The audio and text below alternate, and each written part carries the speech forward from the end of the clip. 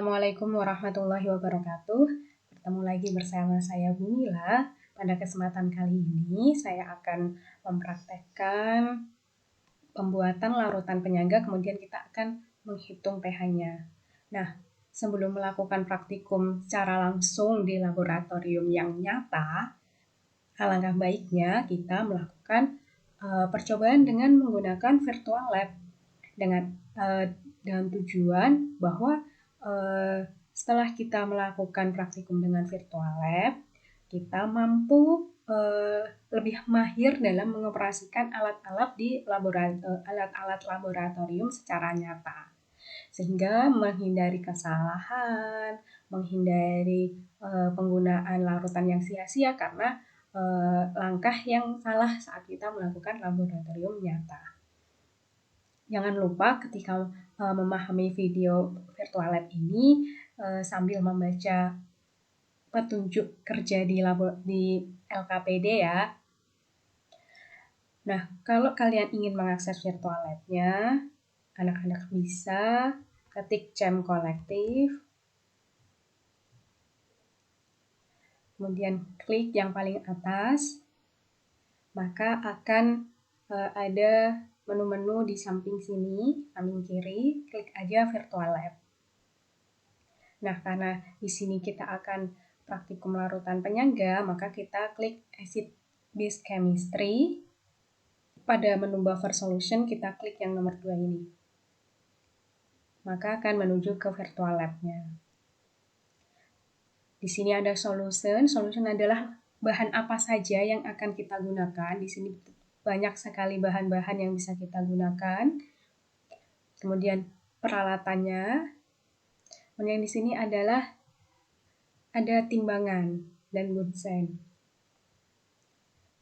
Nah, karena saya sebelumnya sudah membuat larutannya, kita langsung saja melakukan petunjuk praktikum yang mengikuti yang ada di LKPD. Langkah pertama adalah membuat larutan penyangga asam. Yang kita butuhkan adalah gelas beker, untuk alat-alatnya ada gelas beker, kemudian ada pipet, saya ambil yang 25 mili, kita ambil pipetnya 2 karena pada pembuatan larutan penyangga, kita memerlukan 2 buah pipet. Pertama kita rename dulu dengan tulisan penyangga asam. Jangan lupa sambil menyimak langkah-langkah yang ada di LKPD ya. Penyangga asam membutuhkan 500 mili. Karena pipetnya cuma 25 mili, berarti kita ngambil 2 kali 25.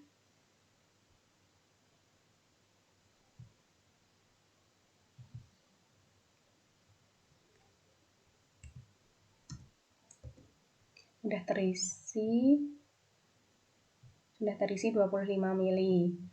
Kita masukkan lagi.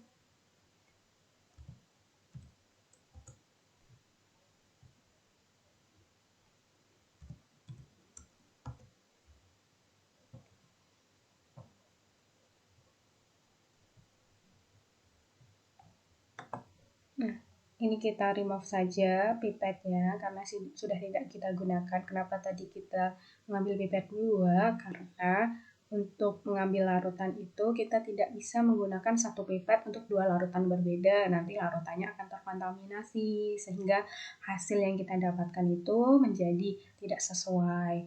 Sehingga pipet yang digunakan harus berbeda. Kita remove dulu. Ini juga udah kosong, kita remove. Nah, ini tadi kita baru memasukkan asam lemahnya, yaitu asam asetat. Sekarang untuk membuat penyangga asam, 50 mili dari asam asetat, kita tambah 25 mili NaOH.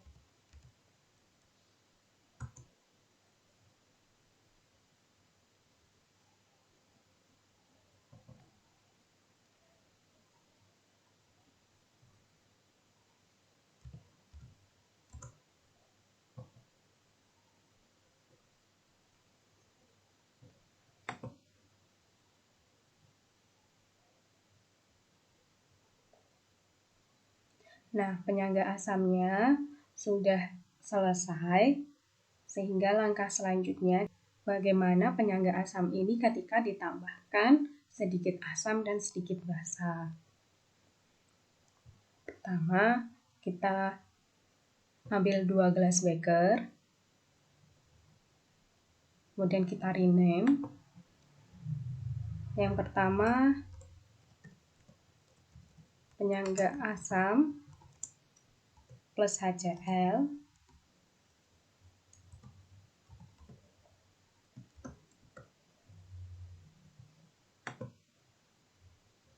Yang kedua, penyangga asam plus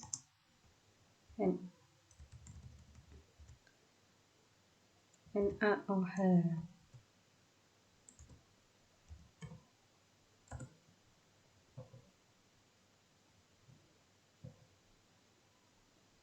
Nah, masing-masing kita isi 25 ml penyangga asam. Kita ambil pipet tetes lagi, ambil 25 ml. Kita masukkan ke masing-masing gelas beker.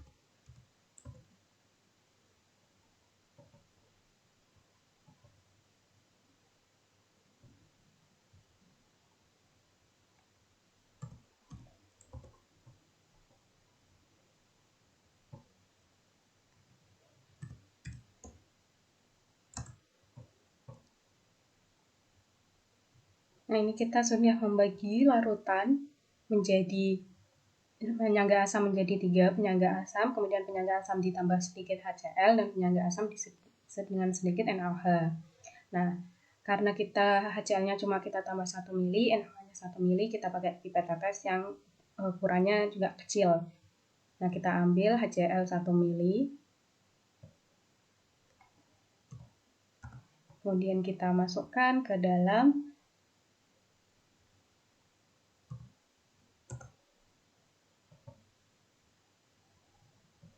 ini udah berubah jadi 26, jadi sudah ada HCl 1 mili.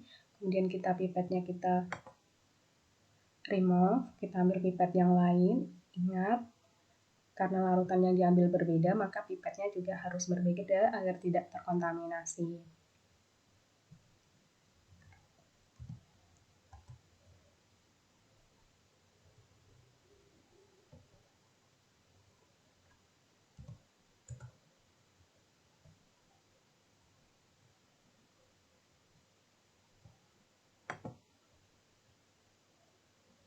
Nah, di sini sudah ada 3 penyangga asam. Ada penyangga asam saja, penyangga asam plus 1 mili HCl 0,05 molar, dan penyangga asam plus 1 mili NaOH 0,05 molar. Kalau kalian lihat, kalau diklik, ini pH-nya 4,76. Kalau ditambah sedikit HCl, maka pH-nya akan semakin kuat, jadi turun. Kemudian ketika tambah basa, maka pH-nya akan naik. Nah, saat praktikum di lab nanti, larutan tidak akan langsung muncul pH-nya, tapi kalian harus mengukur menggunakan indikator pH universal dengan cara memasukkan ke dalam larutannya, kemudian dicek menunjukkan angka berapa. Kemudian dicatat pada data pengamatan. Selanjutnya kita akan melakukan untuk penyangga basanya. Kita buat dulu, berarti kita ke percobaan yang ketiga, langkah percobaan yang ketiga yaitu pembuatan penyangga basa. Kita ambil dulu pipet tetesnya yang 25 mili 2 kali, kemudian gelas beker 1. Gelas bekernya kita ubah namanya menjadi penyangga basa.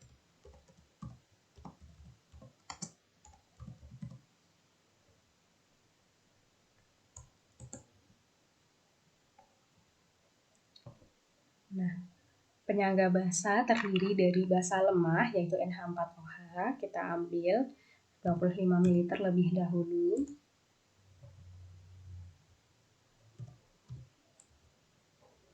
Kemudian kita ambil lagi 25 ml.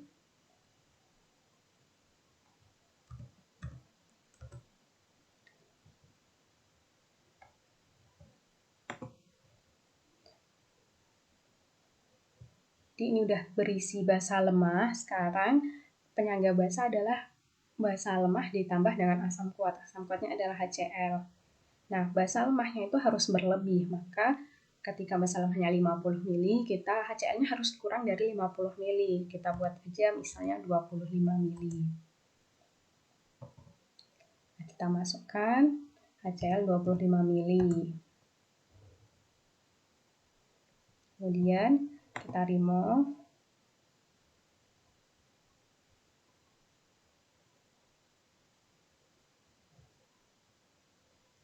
Nah, ini penyangga basanya.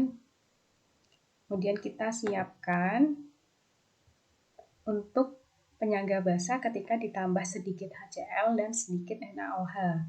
Apa saja bahan yang kita siapkan, yaitu gelas beker sebanyak 2 buah. Kita renam terlebih dahulu. Kalau di praktikum langsung berarti kalian harus menempel label di gelas bekernya agar tidak tertukar.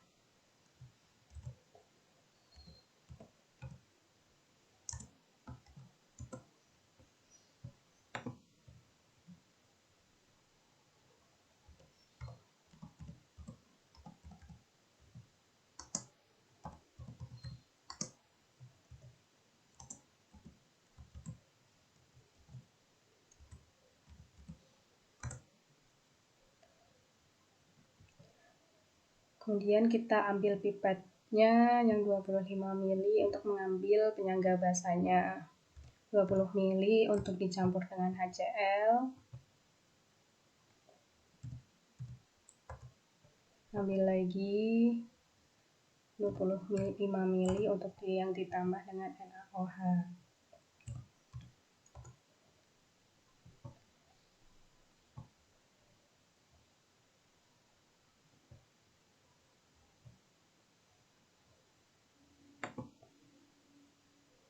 Nah, kita sudah punya 3 yang ada di gelas beker. Selanjutnya, ini kita tambah 1 mili HCl 0,05 dan ini kita tambah 1 mili HCl NaOH.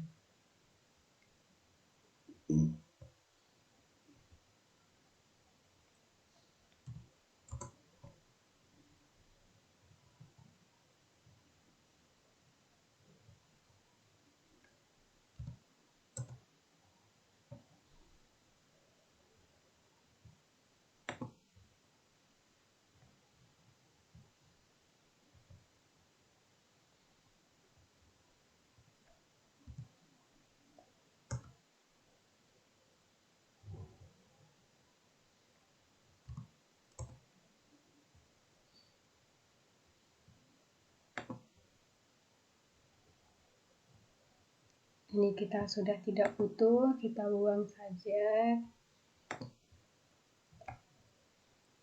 Nah, sekarang kita sudah punya penyangga basa yang tidak ditambah apapun.